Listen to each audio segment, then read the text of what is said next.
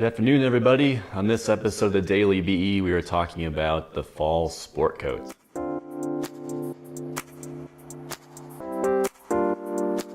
So the purpose of this video is to help you design and create a fall sport coat that will be really versatile and fit you and your needs. So when we do any kind of sport coat, really, first and foremost, it's an addition to a lot of men's wardrobes, where a lot of guys already have that two-piece suit.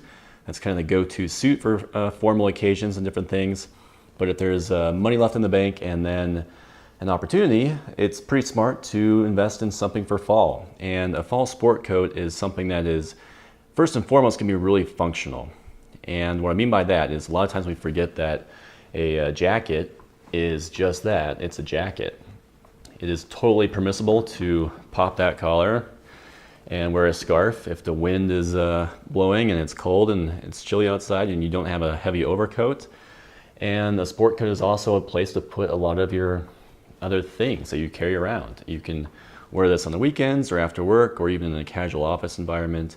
It's something that's going to help you get through your day, and that can mean different things for different people. But when it comes to building one, there are three key rules that we really feel at Bespoke Edge can help you find a good one and help you get the most bang for your buck.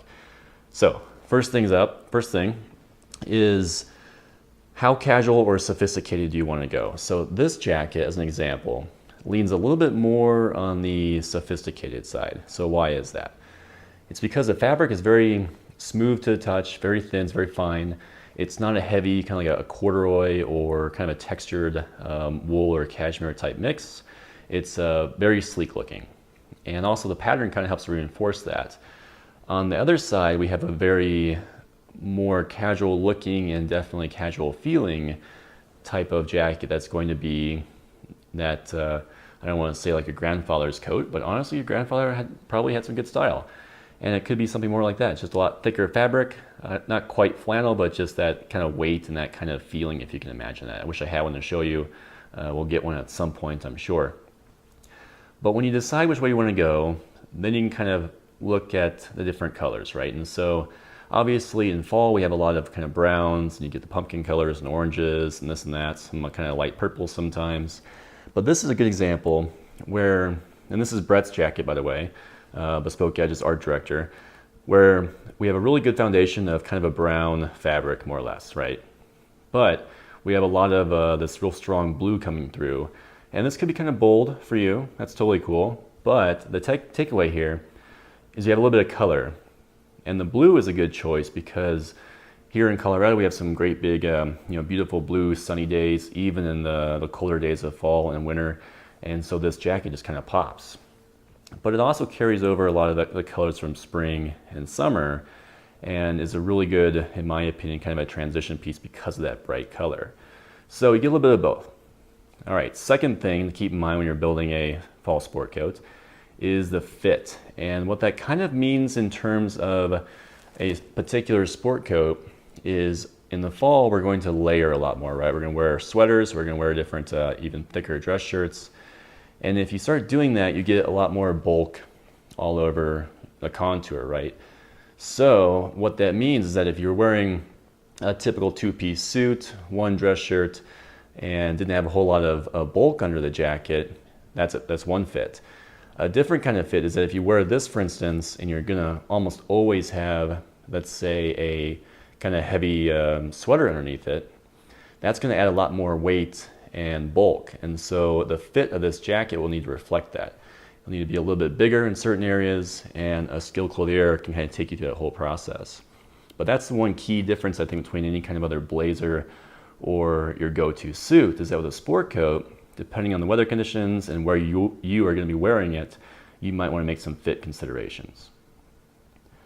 Third thing is to keep it sporty. So sport coat is just that, it is a sport jacket. The origins of the sport coat were really sportsmen in England, and so that meant riding on the horse, it meant going hunting and doing these very practical, very outdoorsy things. So from that you kind of saw a lot of things like flap pockets, because you would put, if it was birds, for instance, from a hunting trip, you would, in the elbow patches, you would sometimes see none on this jacket, but sometimes the leather elbow patches are pretty cool. And you have this very much unapologetic nod to very functional needs. And even though today we are in an office environment predominantly, and our sports jackets are a lot more dress wear, one could argue, there are some fun ways you can kind of have a nod to that history in men's suiting and menswear. So one of the things that we did is, or Brett did I should say, is he put a ticket pocket, which is this guy, above the bottom pocket, and it blends in really nicely because the pattern is kind of camouflaging it. But this is something that is kind of just a sporty touch. Now, if you had, again, kind of a thicker fabric and you went with the more casual route, that could mean that these flaps are just a lot more obvious. They're going to be kind of weightier, heftier, and you're going to get much more of a sporty look, kind of inherent to the fabric. But the last thing I'll mention on this jacket regarding kind of the sporty look is the peaked lapels. So peaked lapels are a very it's a more bold fashion take on the lapel, whereas a notched lapel is much more kind of all around a go-to safe option. But Brett did something really cool with this jacket. Despite having kind of a semi-casual approach to it, he decided to go a little bit bold with some really strong peaked lapels. So this is just one example of a sport coat, and obviously different routes you can take, but I think that these 3 rules will kind of help set you up for success, not only to get you something that you would really enjoy wearing, but also to help you get the most bang for your buck, which we are all about. So what do you guys think? Your sport coats, how do you go about choosing them, and when do you wear them? And I'd be curious to learn why you guys wear them. What does he like about wearing a sport coat versus a suit in the context of the fall and the more seasonal months? All right, thanks for your attention. Don't forget to subscribe, and we'll see you soon, guys. Thank you.